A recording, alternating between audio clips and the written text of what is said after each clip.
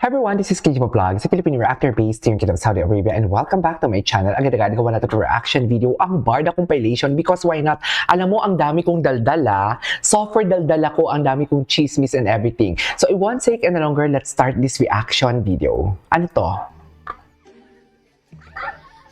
Ininom mo yung tubig? Hala, ang gwapo ni Ginoo. Eto, dito namin minahal ang Barda. May boyfriend pa dito si Barbie Fortesa for today's video. Minahal talaga namin siya. So kung huwag kayong magalit sa amin mga mahihinang nilalang or mga basher, hindi kami nagbibigay sa inyo ng what you call this, ng maling assumption and everything. Kung kinikilig kami, makasalanan namin yun at wala kayong problema doon.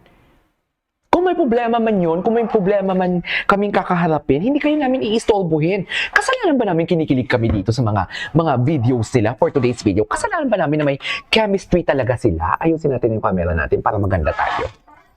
Kasalanan ba namin na may chemistry talaga sila and everything? Wala kami kasalanan doon. Eh, dito kami masaya eh. Charis!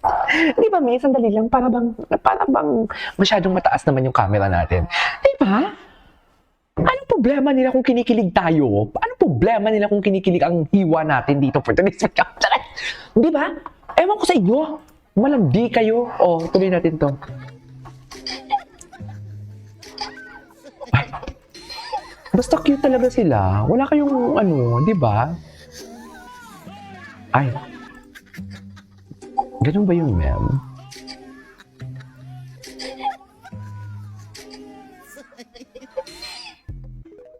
Okay. What do you get? Ay! Hello! Ay! Hello, si Tetsuki. Yan yung sinasabi ko. Hello, Ginoo? Yes, Ginoo? Ay! May ganitong eksena kayo. Si Barbie talaga, may ganito talaga siya always.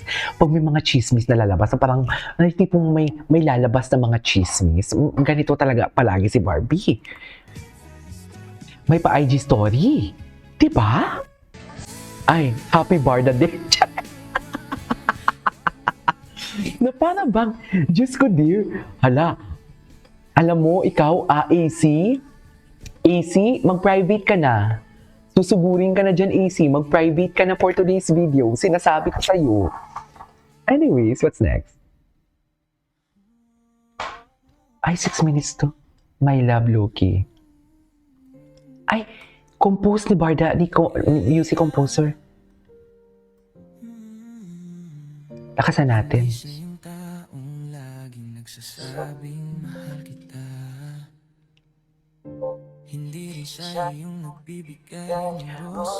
Ganda ng tono, ah. In fairness.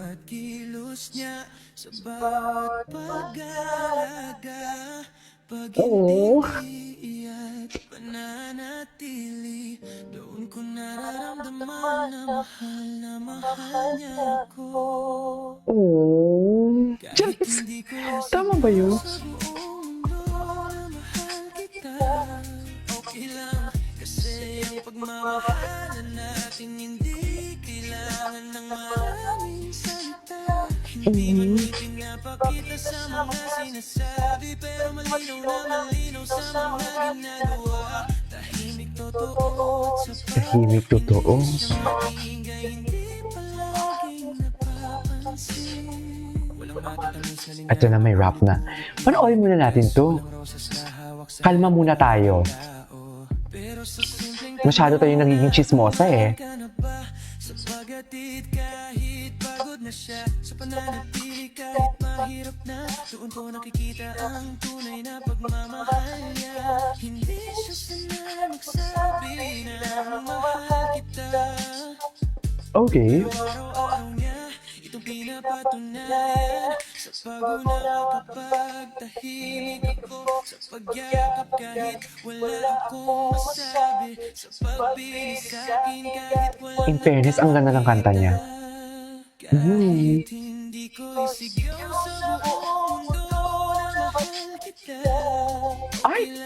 Hindi kailangan Love it! ipangalanda ng isang pagmamahal na sigurado. Kasi natin Anyways, ituloy natin ito mamaya. Mahaba pala to. Ay, ito na. Talasan ang mga mata. Ay, sa'yo, madam, nakita kong picture, Barda. Yung Ayun yung picture ni Barbie. Okay. BB with Mijikasa owner Robert and Robbie Antonio Books. Okay. This was before, right? Ay, that was before. Ay, atake. Tama ba yun? Uy, ang ganda ng photo. Ang ganda ng photo. Ay, I love this song, ah. Nakaisa panaginip. Okay.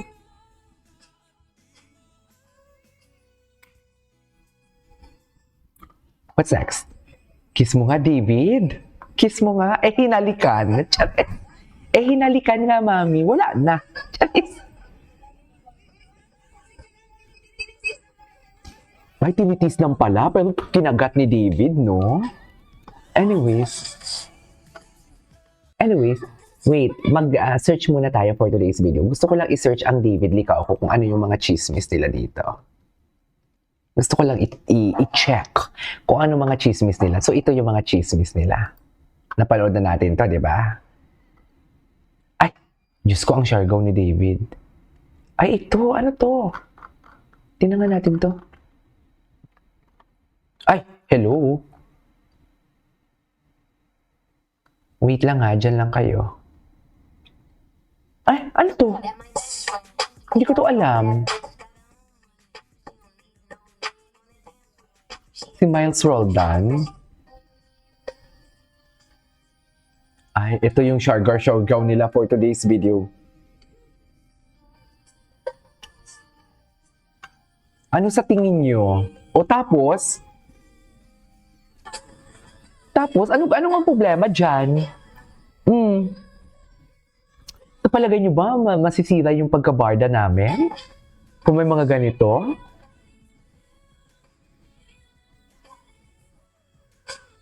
Oh, ito talaga talasan ang mga mata for today's video. Ay! Hello! Ikaw si Fidel. Fidelity, bad boy. Bad boy na Fidelity. I love it. Diba? Bad boy na Fidel. Wait lang. Ito gusto ko itong basahin. Maganda ito yung mga, let's get one thing straight. This photo doesn't even clearly show the man's face. So claiming it, David, is pure guesswork without clear proof. It's nothing more than a sump dressed up as a fact. Ito din yung gusto ko from Ma'am Verita actually. Yung mga sinasabi niya. And let's not pretend that this was shared in a good faith. The timing, the framing, and the way it's being pushed online all point to one thing, agenda, damage, reputation. Not just David, but also the girls. Wait lang. Totoo. Even the babae. Ay, ang cute. Ang cute ng corgi ni ma'am. Ay, hindi ko siya malike kasi hindi talaga ako naka-subscribe ngayon. Honestly, this isn't news. This is a noise. Pag binasa mo ng maayos, wala namang sinasagot, umiikot lang. Puro may nagsabi, may nag-comment editor, pero walang may panindigan, walang pangalan, walang source, walang accountability. Yan yung sinasabi ko na wala. Ang mga nagsasabi dito, katulad ni Jim, katulad sa isang video ko sinasabi kanina, wala siyang paninindigan talaga. Hindi siya nagtitik ng accountability. Diba? Hindi siya nagtitik ng accountability. Yung tipong mga linalabas siyang photo, tapos may mga sinasabi siyang chismis. Tapos pag tumakli ang chismis niya, kasi nagiging specific siya eh. Pag tumakli ang chismis niya, hindi siya marunong ayusin. Diba? I mean, kung ako viewers mo, bakit ako maniniwala sa'yo kung may problema kang ginawa or may kwento kang ginawa at hindi mo kayang ayusin? Bakit ako maniniwala sa'yo? Bakit ako makikinig sa'yo? Diba? Diba? Bobo lang ang makikinig sa kanya, sa totoo lang. Tingnan mo, nawawala siya pag may mga tumakli. Tapos ngayon, sasabihin niya, imposibleng madibang daw ang photo ni Alex and ni David doon sa kasal. Dear, wala naman kaming i-debunk kung hindi fake news yung ilalabas ninyo eh. Tanggap namin, no? Yun talaga hindi edited. Yun talaga tanggap ko na hindi siya edited. Pero yung mga linalabas yung picture, yun lang na naman yung dinidebunk namin kasi fake news peddler na kayo. Ginagawa nyo ng kwento ang picture na ginawa ninyo. Tapos ngayon, ang malala pa nito, may video nga, may photo nga, hindi nga edited, pero gagawa nyo na naman ng kwento. O kung magkasama sila, ano ngayon? Anong pinagkaiba niyan sa Siargao na kumakain sila sa manuka ni Joel Torre? Anong pinagkaiba dun? Diba? Bakit sila magkasama? Baka naman isang circle of friends lang sila. Diba? Huwag natin pangunahan si Ginoo. Kung ang pinapalabas ni Ginoo is friends sila, edi friends sila ni Alex. Kung magsalita si Ginoo na girlfriend niya nga or may special something, edi tanggapin. Bakit mo papangunahan? Ang malala pa nito, pinapangunahan mo, sinisira mo sa pagpapanguna. Diba? Kain tayo. Roasted and salted pistachio ng Marks & Spencer. Sarap nito ah. Diba? Bakit mo pinapangunahan?